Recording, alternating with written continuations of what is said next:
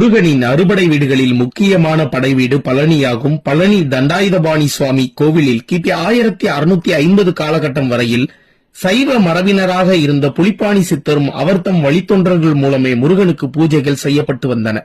ஆனால் திருமலை நாயக்கரின் தலவாய் ராமப்ப ஐயன் என்பவர் ஒருமுறை பழனி கோவிலுக்கு சென்றபோது பிராமணர் அல்லாத சைவ மரபினரிடம் பிரசாதம் வாங்க மறுத்தார்.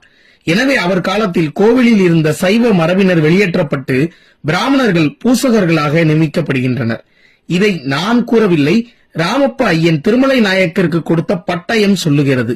இந்த தகவல் 1948ஆம் ஆண்டு வெளிவந்த பழனி தல வரலாற்று நூலிலும் உள்ளது. எனவே இதன் மூலம் எளிதாக சொல்லலாம், சைவ மரபினரான புலிப்பாணியர் வழித்தோன்றர்கள் தான் முருகனை பூஜிக்க அதிகாரம் கொண்டவர்கள் என்று. ஆனால் இன்றோ பிராமணர்கள் தான் கோவிலை கட்டியவர்கள் போன்று காட்சி தருவது வருத்தத்திற்குரியது. இந்த தகவல் இப்பதான் உங்களுக்கு தெரிஞ்சதுன்னா மறக்காம லைக் பண்ணிட்டு நம்ம பக்கத்தை சப்ஸ்கிரைப் பண்ணி